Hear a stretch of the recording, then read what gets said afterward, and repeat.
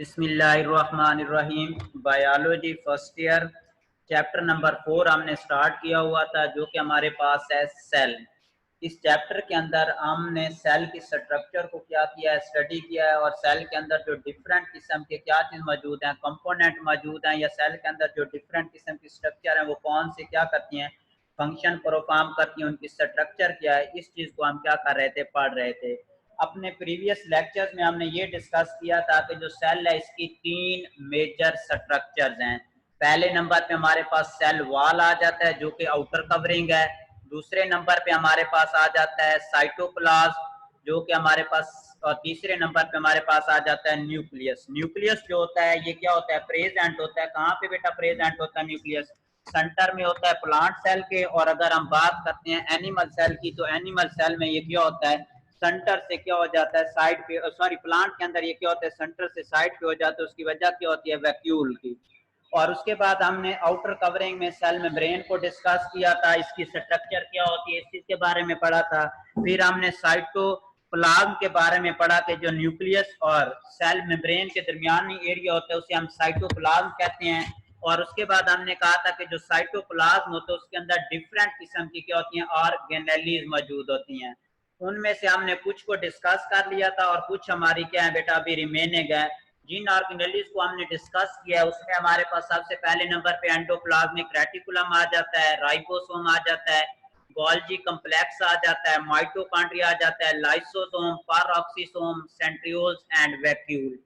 आज हम बेटा डिस्कस करेंगे अपनी नेक्स्ट जो ऑर्गेनेली है, जो साइटोप्लाज्म के अंदर स्ट्रक्चर मौजूद होती है उसको, जो कि हमारे पास है बेटा साइटोस्केलेटन। तो इस साइटोस्केलेटन में हम साइटोस्केलेटन को क्या करेंगे, डिफाइन करेंगे। उसके बाद हम साइटोस्केलेटन की स्ट्रक्चर और कंपोजिशन को देखेंगे कि जो साइटोस्केलेटन होता है ये बेसिकली किस चीज से क्या होता है, मिल के बनता है। और उसके बाद साइटोस्केलेटन की क्या है, डिफरेंट टाइप्स हैं, और उन टाइप्स को हम क्या करेंगे, स्टडी करेंगे। और टाइप जो होती है वो, हर टाइप जो होती है वो क्या करती है, मुख्तलिफ फंक्शन परफॉर्म करती है। हम उन फंक्शन को भी क्या करेंगे, देखेंगे। तो सबसे पहले नंबर पे हम साइटोस्केलेटन की डेफिनेशन करते हैं, या डेफिनेशन को देखते हैं कि साइटोस्केलेटन है क्या चीज। तो यहाँ पे वो कहता है कि जो cytoskeleton of the cell was introduced by French embryologist, कि जो साइटोस्केलेटन है इसको सबसे पहले फ्रेंच एम्ब्रियोलॉजिस्ट उस बंदे को कहते हैं, या उस साइंटिस्ट को कहते हैं जो क्या करता है, एम्ब्रियो की स्टडी करता है। उसने सबसे पहले कब डिस्कवर किया माइटोकॉन्ड्रिया को, 1931 के अंदर। अब यहाँ पे वो कहता है कि जो माइटोकॉन्ड्रिया ये है क्या चीज, साइटोस्केलेटन इज ए, हमारे पास क्या है, साइटोस्केलेटन क्या है, एक फैब्रिक है, धागा होता है, which are present in the cytosol of cytoplasm. कि हमारे पास जो क्या चीज है बेटा, साइटोस्केलेटन है, ये क्या चीज होता है, ये बेसिकली फैब्रिक है, मीन के धागे होते हैं जो क्या होते हैं, साइटोसोल। साइटोप्लाज्म का सॉल्युबल पार्ट होता है, उसके अंदर मौजूद होते हैं, इसे हम क्या कहते हैं, साइटोस्केलेटन कहते हैं। अगर यहाँ पे बेटा हमारे पास ये एक सेल है, सेल के सेंटर में हम कहते हैं हमारे पास क्या चीज मौजूद होता है, न्यूक्लियस होता है। यहाँ पे हमारे पास ये क्या चीज है बेटा, हमने कहा था कि ये जो एंडोप्लाज्मिक रेटिकुलम है, यहाँ पे क्या चीज मौजूद होता है, गोल्जी कम्प्लेक्स होता है, स्मॉल ग्रेन्युलर स्ट्रक्चर को राइबोसोम कहते हैं।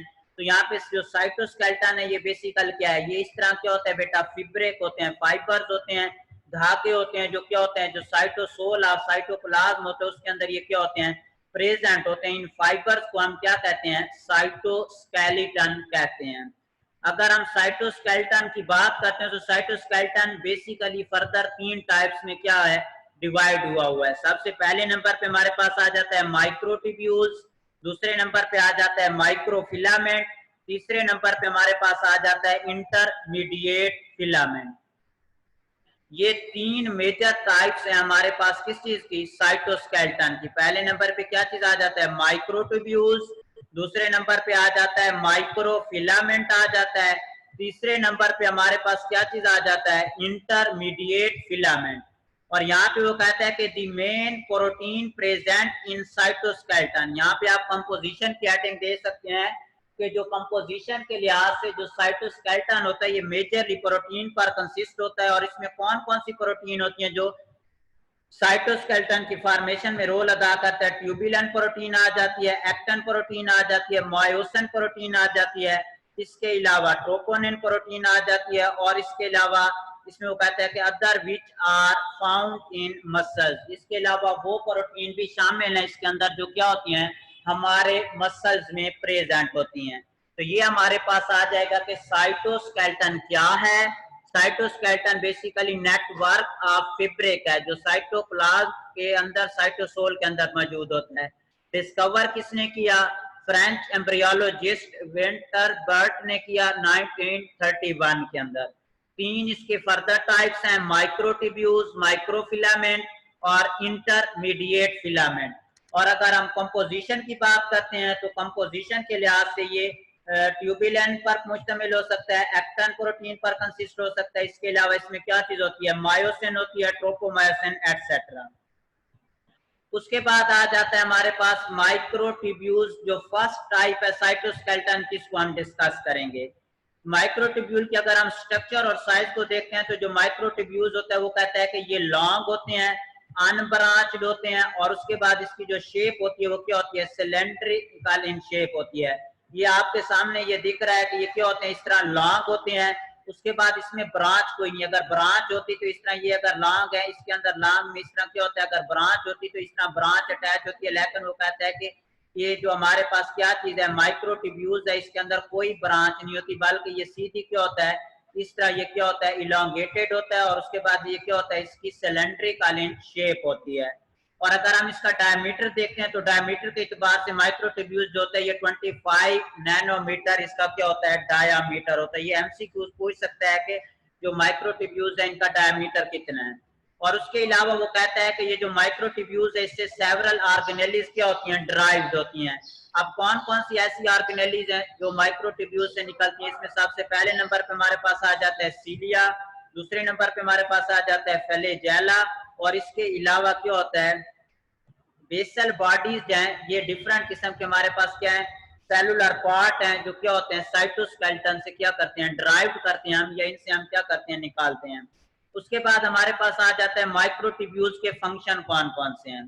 जो one of the very important function of microtubule is the assembly and disassembly of spindle structure during mitosis.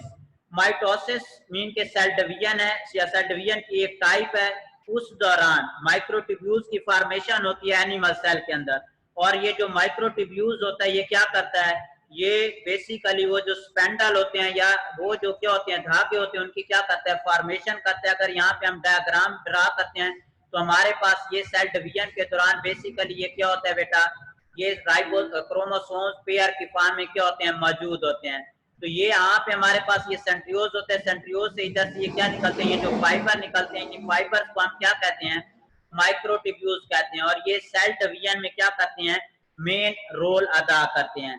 और उसके अलावा ये क्या करते हैं, internal structure of cell, cell को जो इंटरनल शेप होती है वो किस वजह से होती है, सेल की माइक्रोट्यूब्यूल्स की वजह से होती है। तो ये बेटा तीन बातें हमने माइक्रोट्यूब्यूल्स के बारे में लिखनी है। स्ट्रक्चर बात आती है तो जो माइक्रोट्यूब्यूल्स होते हैं ये क्या होते हैं, लॉन्ग होते हैं, अनब्रांच होते हैं, सिलेंड्रिकल इन शेप होते हैं। डायामीटर आ जाता है तो ये 25 नैनोमीटर इन डायामीटर होते हैं। और उसके अलावा ये कुछ ऑर्गेनेलीज हैं जिनकी क्या करते हैं, या कुछ ऑर्गेनेली इन साइटोस्केलेटन से ड्राइव्ड होती हैं, सीलिया हो गया, फ्लैजेला हो गया।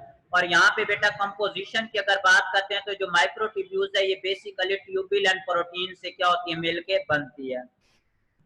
फंक्शन स्पेंडल फाइबर की असेंबली एंड डिसअसेंबली होती है, और इसके अलावा ये सेल को क्या करता है, इंटरनल शेप प्रोवाइड करता है।